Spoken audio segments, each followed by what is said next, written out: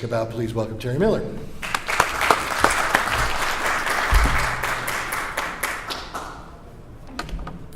There's your clicker, sir. All right.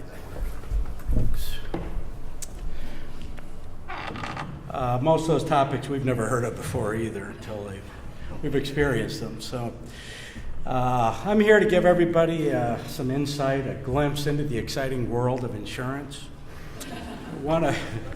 One thing that most people don't know is if you're at a party, festival, anything where there's a lot of people and you need some personal space, just mention you sell insurance. You'll be unencumbered by social interaction.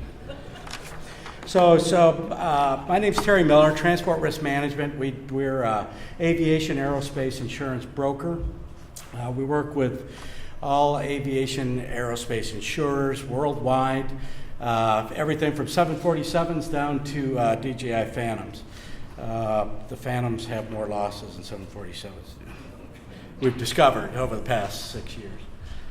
So over the past 6 years, but before we started writing insurance on drones, before drones existed actually, we were dealing with policy forms that really only existed for other types of risks. So we had to try to make them work, and then we've got 50 bosses because there's 50 states. If you want to do business in Indiana versus California or New York, you have different insurance commissioners, got to approve your policy, and so on and so forth. So we spent the last 6 years of our life interacting with insurance commissioners, which is delightful.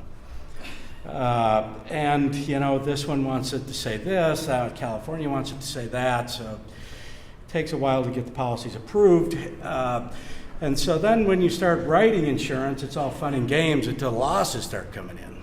So you build big buildings, put AIG on the side of it, Allianz, whatever the case might be, and then you've got to start paying for claims. So then you change the sign to something else. Hire armed guards and cipher locks.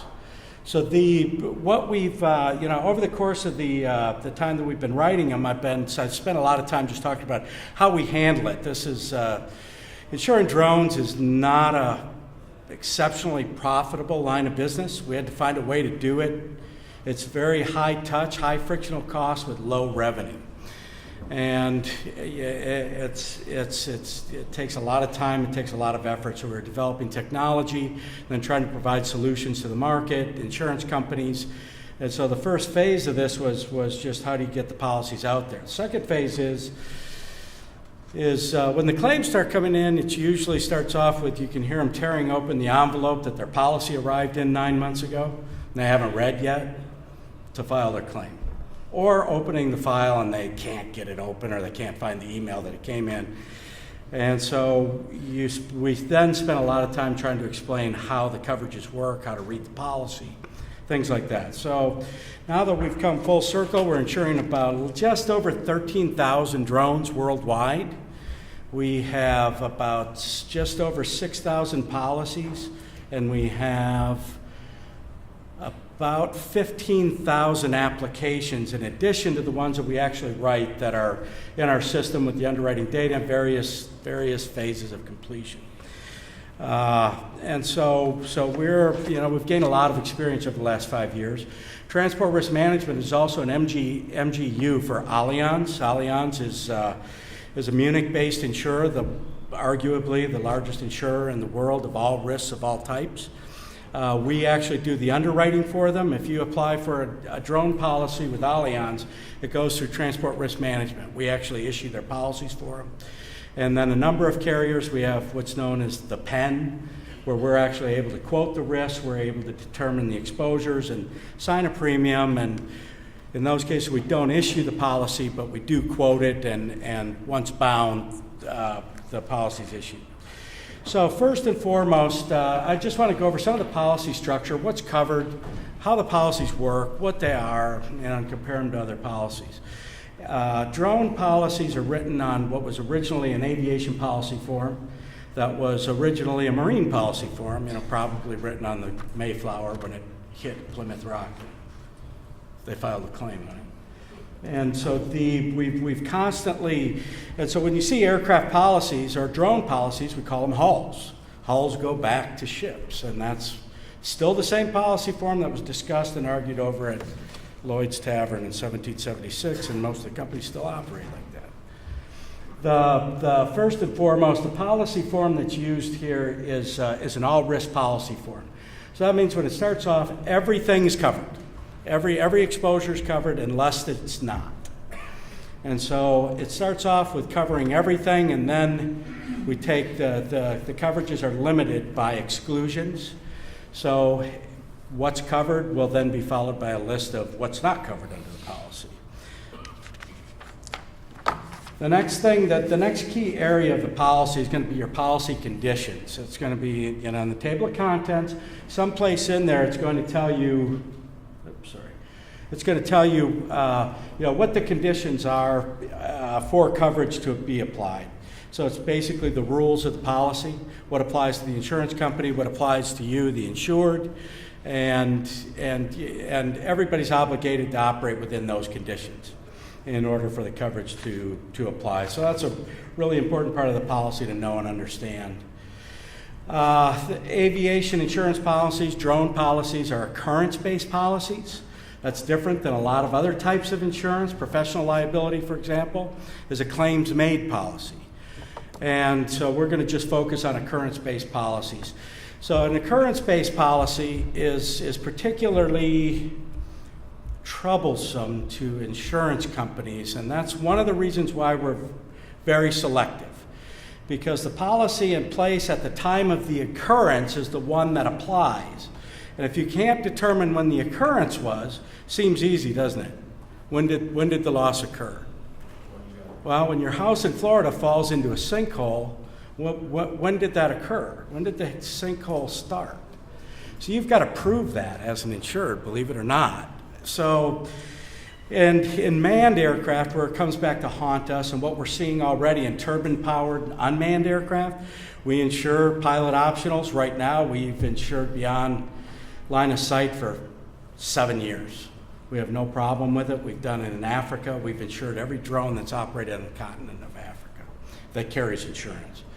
And so, so I'll use an example on a turbine-powered aircraft. When you go into the engine and look at it, you can find damage in there called FOD, foreign object damage. How do you determine when it occurred? When you don't. You may have insured the aircraft yesterday, and so you have to assume that it happened yesterday. So you pay the loss whether the occurrence happened 5 years ago or whether it happened an hour ago. And so that's how these policies work. It's all based on when the occurrence happened. And with drones, because they do tend to fly away, probably somebody has heard of it, probably never happened to anyone, but except me, 4 times. They fly away. So it goes through somebody's window. Now you've got to prove when that happened. That claim may not come in. They may not find you for 2 years. And the claim may come in 2 years later, and you have no way to prove or show when it happened. So then we just count the occurrence as happening sometime around that date, and that the policy that was in force at the time is the one that the claim is filed under. This is just a kind of a description on how this market works and each party's place in the process. Insurance companies, there's 12 right now in the United States, 17 outside of the combined 17 outside the United States that insure drones. They provide the capacity, they provide the policies, they provide the capital to cover the losses. Brokers, that's what Transport Risk Management does. The insurance companies that we work with and that work in this class of business are not licensed to deal directly with the consumer, so you can't get a direct quote. We're the closest thing to it. Come to Transport Risk Management, you go to Unmanned Risk or UAV Assure, complete that application, you'll get a quote immediately. We're actually underwriting it in our system through Allianz, so that's as close to Geico or Progressive as you're going to get in aviation. Because they simply, if you call an aviation underwriter, they're going to tell you to call your broker, or they're going to tell you that the broker has to be on the phone at the same time. The broker is much different from an agent. If you call State Farm, American Family, that's an agent. They represent the insurance company. They're working not in your interest, although you're giving them the money. They work in the interest of the insurance company.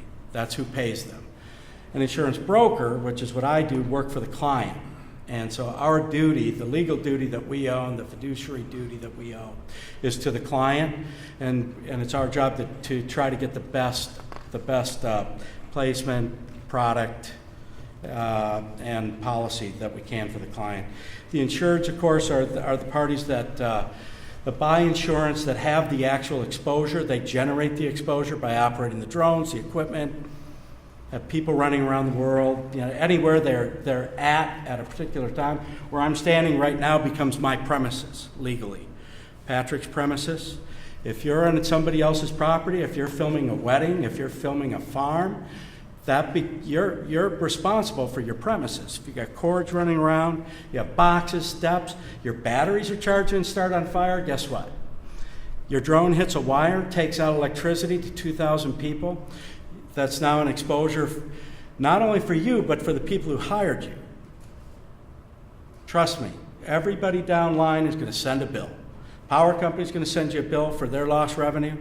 Gas station that could have had to shut down is going to send you a bill for the Twinkies they couldn't sell. The hairdresser who couldn't cut hair is going to send you a bill. The guy in his motorhome is going to tell you he had half a side of a cow in his freezer in his trailer. And you're going to have to we go through those every day. So not only are you going to be responsible, but the company that hired you to operate has a non-owned exposure, and they're going to get the bills too. So that brings us to the last part of their place in the process in the ecosystem is the customer. If they hire you, we insure a lot of customers who hire drone operators, aircraft operators, and if they hire you, they want to know that you have insurance because they have to meet some minimum threshold on their insurance. If they don't, then they're uninsured. They violated the conditions of their policy. So it becomes a chain. So and those are all different things that we look at in our business as an insurance broker. So now let's look at the actual policy terms. The first and most important is the named insured. That is the party who placed the policy. That's who's owed the duty. That's who owns the insurance policy. That's who's responsible for making sure the pilots they hire know what they're doing.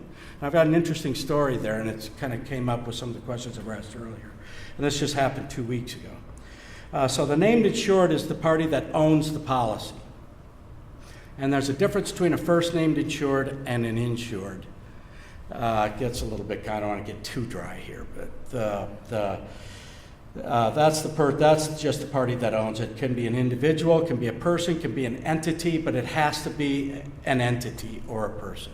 An LLC, a corporation, whatever it might be.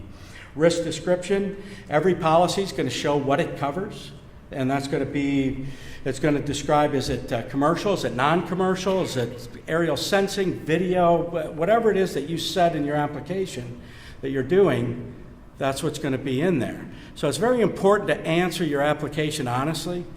A lot of people fill out the Geico application and say they live within 5 minutes of their office and they only drive there 3 days a week. And in reality, their office is in LA and they live in Palo Alto and they're doing it, round trip every day. And once the loss happens, nobody checks this until the loss occurs. That's when you have to meet the conditions of the policy. That's the catch. So when the loss occurs, you have to meet the terms of the policy at the time of that loss. So you can say whatever you want to say. You can be holding that policy in your hand, hoping you're covered. But at the end of the day, whatever you represented on that application has to be occurring at the time of the loss. That has to be in place. So exposures, these are questions about annual flight hours, uses, locations, types of aircraft, weight, different things in the policy, questions that you've answered. Again, it's representations. That's also going to be shown in the policy. And that application does become part of the policy. So expect to see it again. So whatever you said there is going to be mentioned again. Pilots. This is the interesting thing. So we found out that our loss ratios would be virtually somewhere below 2% if it weren't for pilots. Pilots drive it up to somewhere around the 30% range. And just last week, we were handed $100,000 worth of losses by one insured who 2 years ago said, "We don't really like the term pilots. We want you to call them users."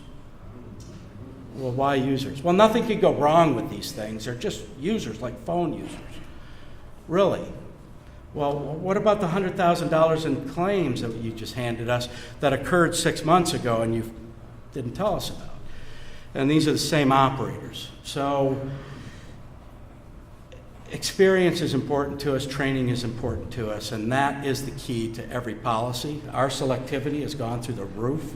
If a pilot's not, if you can't verify training, if you can't verify that they know what they're doing, it's probably not going to be insurable, and that's going to get tougher and tougher and tougher and tougher and tougher. So this particular operator, and everybody in this room, if you're in the drone business, if you look at any of the hype, any of the articles, you would know the name of this operator. They're very careful not to, that's why they turn things in months after the fact, so that nothing bubbles up. So operators are very, very important. We want to support the operation, and that means that we make it as easy as possible. So as an operator, either you oversee the pilots training and their ability. We'll give you the opportunity, the ability to approve them. And if you fail to do that, then we're going to name them. And you don't want an insurance company telling you who can fly your aircraft. Not if you want to stay in business. Not if you want to hit the $82 billion payday. So we want to support the business. That means that we count on you, or we count on the operator, to determine who's qualified to operate their equipment, and they're not just turning the controls over to a user. And the user who crashed both of these aircraft also forgot to lock the door one Saturday in the office, just down the road here, and that somebody came in and cleaned it out. Guess what? $600,000. So the total premium they paid over the 4 years that we insured them was about $10,000. The underwriter is going to be profitable on that account. Hasn't been born yet. In fact, his grandchildren probably haven't been born yet. So, or haven't been born yet, but that's probably about the time they'll make a profit on it. So those are the things we deal with in drones right now. And virtually all of the losses occur as a result of pilots, the operator. Operator, user, pilot, we call them pilots. So the use will also be very limited, especially in drones, very similar to helicopters. Helicopters have a lot of utility uses. When we insure a helicopter, we don't just look at it and say, oh, it's a helicopter. We say, what are you doing with this helicopter? Are you doing long line? Are you doing logging? You know, there's any number of things, air ambulance, very, very high exposures. We look at drones the same way. What are you doing with them? What is it capable of doing? And how much flexibility do we want to give you? And so we'll either give all uses of the named insured, meaning you can do anything, and it'll be covered. Legal, not legal, doesn't. If it's a criminal and it's intentional, it's probably not going to be covered. Otherwise, we aren't going to deny coverage because it was a use we didn't know about or we didn't approve. We may not like it, but it would still be covered.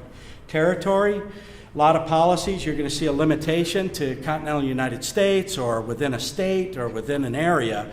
Our policies are just cover you anywhere in the world, and that means every coverage. So if you insure an aircraft through us today, it's going to carry with it premises and CGL coverages everywhere in the world. So everywhere you go, that policy is going to follow you there. It's going to be enforced there. 24 hours a day, 7 days a week, 365 days a year. Doesn't matter what the loss is, it's going to be enforced. If you had hourly insurance, you're going to have to prove when it occurred. You're going to have to prove that it was covered when it occurred. There's no CGL coverages. There's no fire legal things. And it expired an hour ago before your battery started on fire in the overhead on the airplane, and now it's turned around and go back. It's going to bill you for the lost revenue and any damage done. So the policies that we're writing today are very, very broad relative to uses and territory and location. So that's how we're able to insure all of these drones on the continent of Africa, Central Europe, Switzerland. Yeah, I think we insure a lot of drones in a lot of places doing a lot of things. We have no clue what they are, where they are, who's operating them, or what they're being operated for. Scary. And the highest limit that we insure today for liability on one drone, and it's again a person who owns it that everybody in the room knows the name, knows the person. $500 million. $500 million. So let's say that thing flies away. One drone. Liability. The policy carries a $500 million liability policy, but guess what? We have automatic attachment, just like when you buy your car, and you don't have to tell your insurance company, you drive it off the lot, you're insuring a Beetle, but you just bought a Mercedes, your policy still covers it for 30 days. We may be insuring 50 drones, we don't know it, but we trust him to tell us that he's, when he adds them. So 500 million, now let's say it flies away, gets into somebody's hands who wants to do something nefarious with it. We were talking about this last night. You can see the lights on in the ballpark over here. Somebody has your drone and decides to go do something with it. Just like a gun, it's your duty to control that thing. If you lose it and somebody takes it, then you want DJI to be able to shut this thing down, right? Because you're still on the hook forever. You lost it, it's your problem. And we're on it for $500 million each per occurrence, not aggregate. If it happens 4 times in a row, we're on it, you just keep multiplying it. So we've got a lot of skin in the game, us and our insurers, not so much us, but our insurers, but they rely on us to make sure that we're not strapping them with anything major. Hull damage, we do insure hulls for hull physical damage. They're in aviation. These hulls are insured for agreed value. That means you tell us what you think your drone is worth, and we agree or disagree to insure it for that amount in exchange for a premium. And so, again, on this one that happened 2 weeks ago that I was mentioning, they insured the drones for $30,000 a piece, and then came to us and said, well, it happened, it was total loss, we crashed it 6 months ago. Oh, really? And then we repaired it, and now we're flying it again. Well, total loss means that it's smoking holes someplace, and it can't be repaired. So how much did it cost to repair it? Well, $18,000. Well, then your loss is $18,000. Well, no, it's not, it's $30,000. And so on it goes. So how that works, so then the next claim they turned in was, well, the drone just disappeared. Because now we can't go back and determine, can it be repaired? And if it can, how much does it cost to repair it? It's gone. Where'd it go? It just went away. How do you know? How do you know it's just gone? Well, it's just gone. We don't have it. Where is it? We don't know. It just went away. So guess what? As of June 16th, they're no longer insurable. That's the reality. That's what we're dealing with. So premises liability, that's a CGL coverage, trip and fall, basically, no fault coverage. We include it in the policy. A lot of operators call us. They already have a policy in place someplace for CGL, but we're different than the dry cleaner down the street. Dry cleaner never moves. We're moving all the time. So our premises follows you, and we replace, most of the coverages in our policy is going to replace other CGL policies that a business owner might buy. So really, the cost to insure something like this is pretty reasonable when an average CGL is about $1,500 a year, and we can insure the drone and the CGL for about $600. It's not a bad deal. Premises medical payments, somebody trips and falls, they need stitches, they have to go to the doctor, you send them, the insurance company will reimburse you because you don't want them to avoid getting stitches, then infection, it just gets worse and worse. And that doesn't count as a liability claim. It's no fault. We just write the check and reimburse you. If it goes above the coverage in the policy, then it goes into liability. Non-owned liability, if you're an operator, you recommend, arrange, refer, hire an operator, you have liability for what they do. They wouldn't be there lacking your referral or hiring. So we provide that as part of the coverages in the policy. I think I missed one here.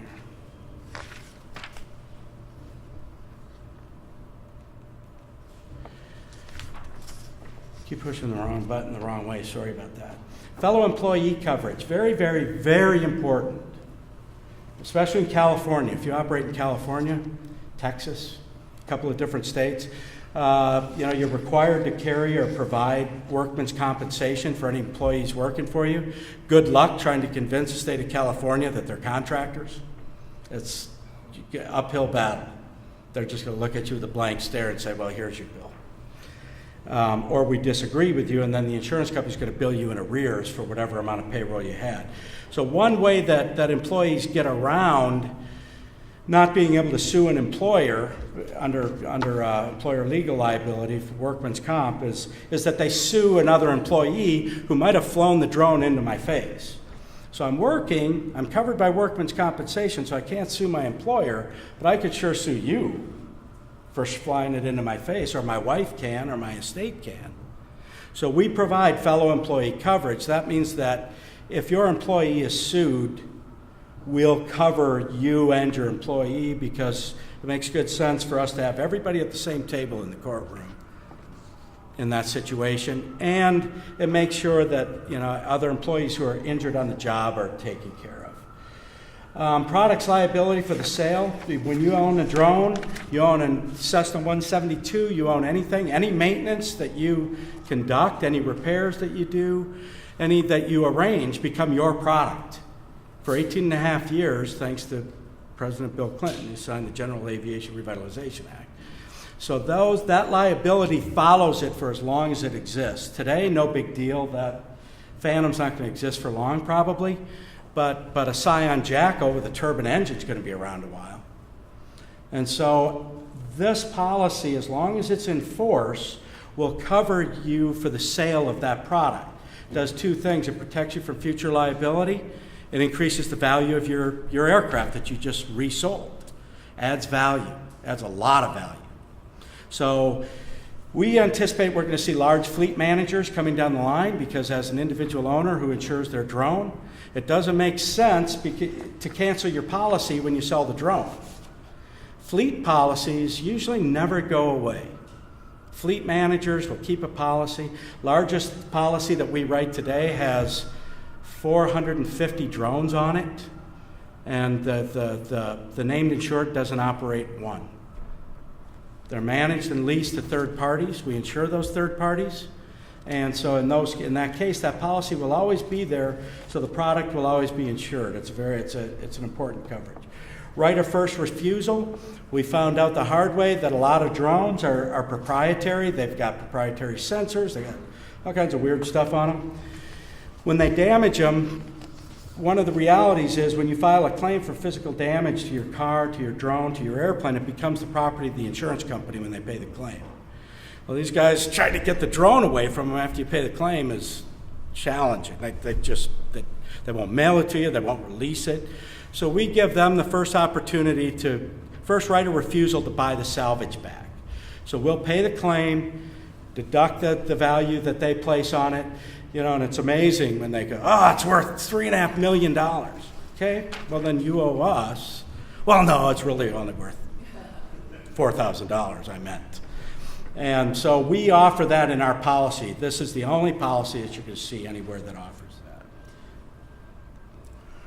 Search and rescue, wreck removal. Another problem that we found out is when your drone does disappear into the ranch, into somebody's building, climbing up the Capitol Dome in the state of California is frowned upon. You're going to have problems. And we had a guy try to do that, try to find his way up there, because it was stuck on the Capitol Dome in Sacramento. And so what we do is we just insure that. We say, don't you worry about it, we'll get the drone back. If it costs money to go and find it, we'll do it. We'll negotiate with the property owner. Please don't break into the property. Don't climb the Capitol Dome. Don't go into somebody's backyard. Don't go up into their bedroom if it went through the window. Things like that. Airworthiness exclusion endorsement. Today there is no airworthiness requirement on a drone. So we think into the future, aviation insurance policies do have an airworthiness requirement. We anticipate that it's coming down, regardless of what you heard. We've been told otherwise. And it's real. It's not their decision to make. the FAAs. It's going to happen, and you're going to have an airworthiness certificate, especially when people start riding in these things. You can't just make something and fly them in, taxi them around town. So today we delete that requirement in the policy, and that's how we get around it. That's how we provide coverage for it. Personal injury is the two ways to look at coverages are blood, guts, gore, and fire. That's liability. Personal injury is I hurt your feelings. You lied, you libeled me, you slandered me, you peeked in my windows. It's everything. It damages or injury claimed outside of blood, guts, gore, and fire. Advertising liability, big with drones. If you take a picture, even of somebody's product, one of your employees downloads a picture off the internet and makes it part of your advertising brochure, you've got a potential advertising violation there. We cover that. That falls in with personal injury. War risk liability. War risk liability is a misnomer. That's hijacking. Somebody hacks, takes control of your drone, makes it do something you didn't. It's outside of your control. Or, using our earlier example, the drone flies away, you're on the hook, some nefarious actor gets their hands on it and uses it to damage somebody or something. That's the coverage that's going to cover it. Not the policy. It's going to be the war risk liability or war risk hull physical damage in the event that you have the hull covered. And so it's very important to carry it. We're the only ones that include it in every policy. Very few include it at all. But it's something that we include. It's just part of the premium, but it's an important coverage to carry. Terrorism Reinsurance Act. Now that's a different type of insurance after 9/11. It has to meet minimum criteria, but terrorism is different than terrorism. So it's actually defined by Congress, by a nation. So whether you don't want to be in a situation where it falls between the two. And let's say that they define it under TRIA, we call it Terrorism Reinsurance Act, then it would be excluded under the war risk, or vice versa. So you could find yourself with a gap there if one of these weren't in place and it was defined differently. And so we include terrorism, TRIA coverage in all of our policies. Normally on a manned aircraft, that's going to cost double your premium. It's just a reality, but we include it.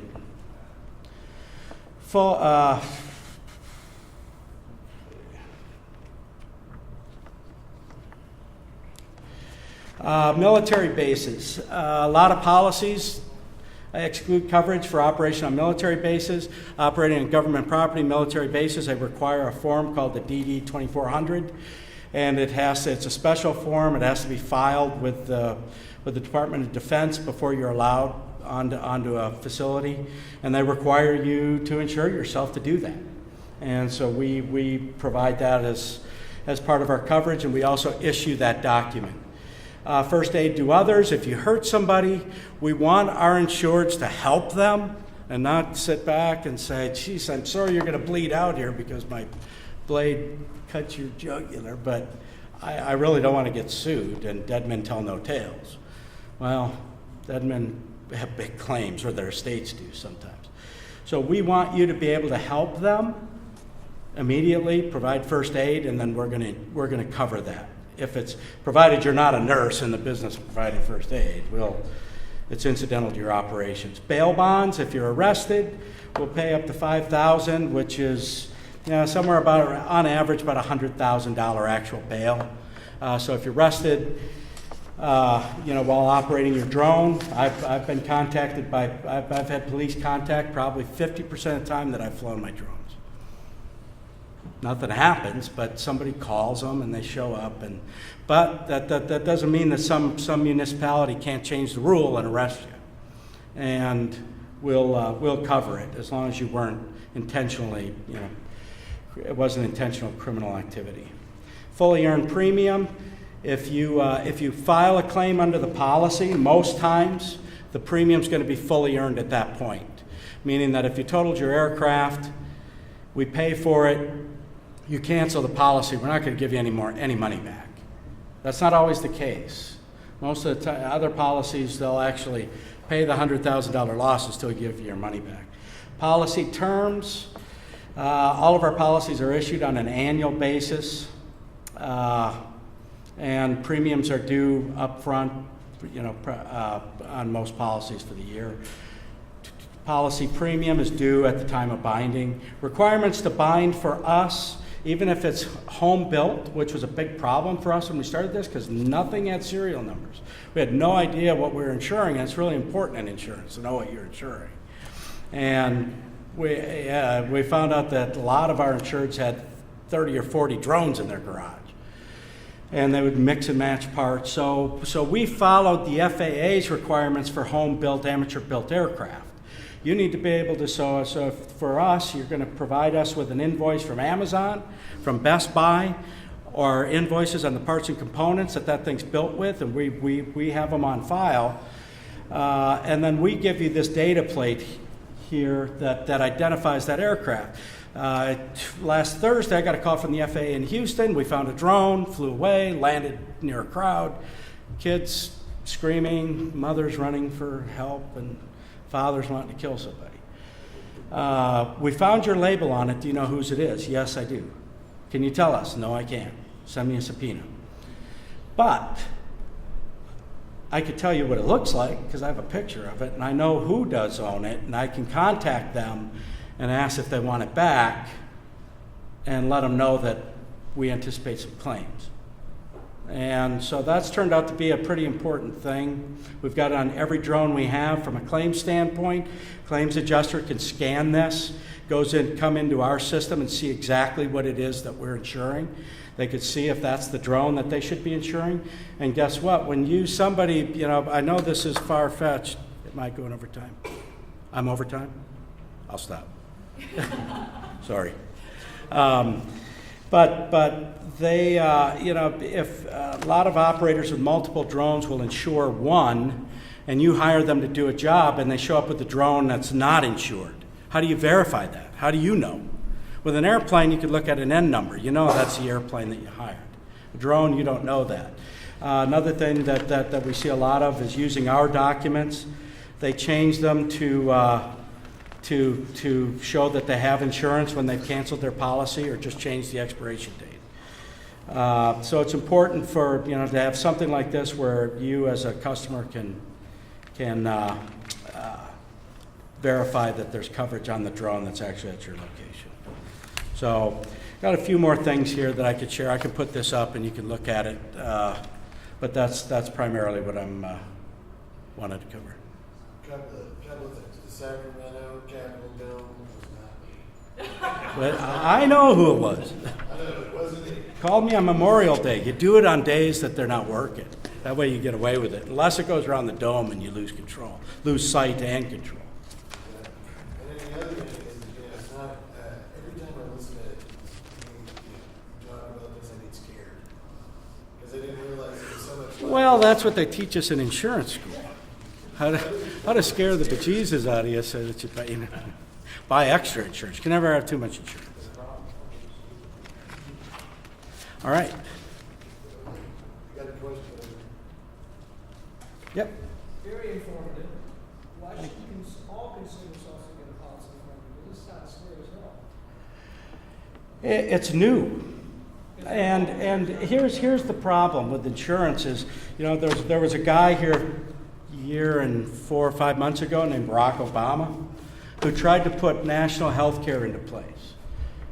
The problem is that all those 50 states weren't really charged up over the idea necessarily. So it's very difficult. There is no national requirement, except in Part 135, Air Charter, there's a minimal requirement for insurance. So otherwise, the biggest reason why operators carry insurance is they have a lot of assets to protect, or they're required to by their customers. Gene? Quick question, Terry. You mentioned exposure true, which I kind of touched on a little bit there. And you also mentioned that you, as the industry, has heard what's coming. Is there any talk within the industry or coming down for proficiency testing before you will underwrite? They don't even do it for man. Why would they do it for us? I mean, so here's why, because they lay it on the insurance companies. You could fly a Falcon 50 if you've got a multi-engine rating and a type rating.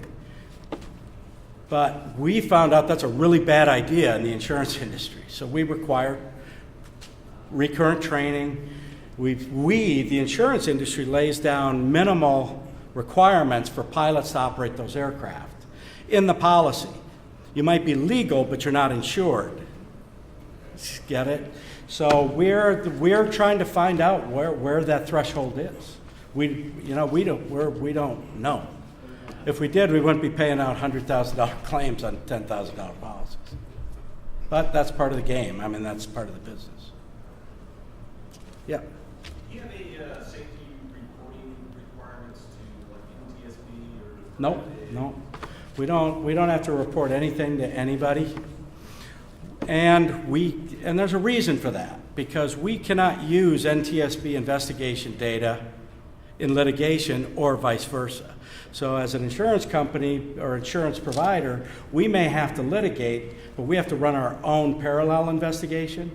So we're friendly with them, but we work parallel with them, and that's where I go back to provide me a subpoena and I'll let you see the records.